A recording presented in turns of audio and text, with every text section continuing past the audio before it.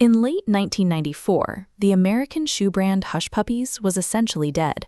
They were selling about 30,000 pairs a year, mostly in small backwards outlets, and the parent company was already planning to phase them out.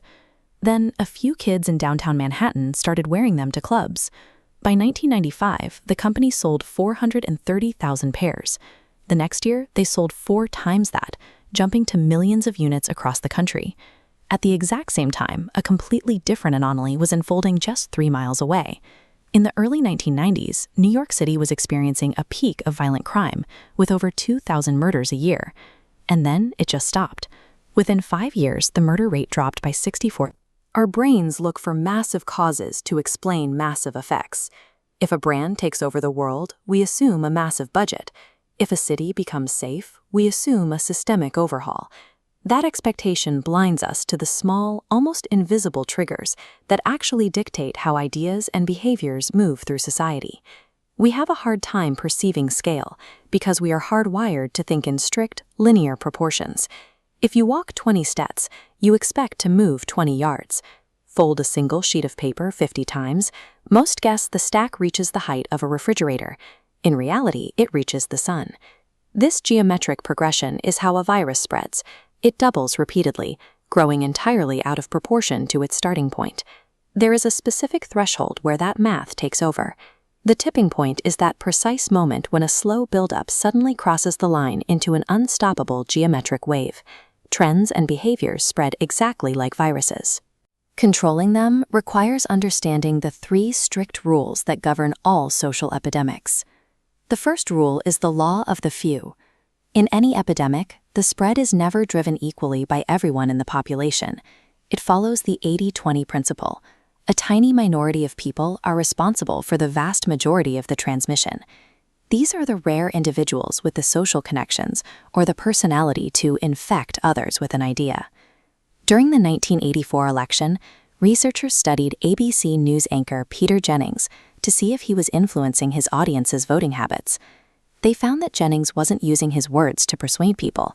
He was using nonverbal cues, like a tiny smile whenever he mentioned Ronald Reagan, that were so brief they were almost invisible. Yet viewers who watched ABC ended up voting for Reagan at significantly higher rates than viewers of other networks. These ultimate carriers don't rely on loud logic. They rely on the power of nonverbal synchronization, infecting those around them by transmitting their own emotional state through these unspoken signals. Even a hyper-connected carrier cannot spread a virus that dies immediately upon contact. That brings us to the second rule, the stickiness factor. Stickiness is the process of finding a specific structural tweak to a message so it actually gets through. It's about engineering the format of an idea so it is designed to be remembered. When Sesame Street was created, researchers painstakingly tested how toddlers watched the screen. They realized that by blending Muppets directly with human actors, something that had never been done, they could lock in a child's attention and turn television into a highly contagious educational tool. When an idea fails to take off, our instinct is to buy more ads or talk a little louder. Stickiness suggests that you should instead alter the structure of your message until it is impossible to ignore. The third rule is the power of context. Epidemics are sensitive to their environment. The immediate conditions of a place dictate if it lives or dies. We usually fall for the fundamental attribution error, assuming people's actions are driven by their core character. In reality, we are heavily influenced by our surroundings.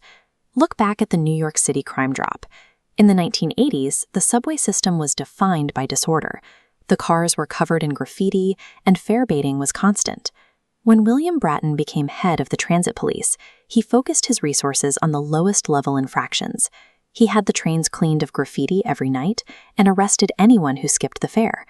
By scrubbing the trains, Bratton removed the visible signals of lawlessness. This environmental change sent a powerful message that the law was being observed, which effectively suppressed the impulse for violent crimes before they could even start. Human character is not a fixed absolute. We are sensitive to the details of our surroundings. This makes context the ultimate lever for changing behavior. When we face massive problems, the world can feel immense and deeply resistant to change. But the rules of epidemics offer a different perspective. They prove that you don't always need an equally massive solution.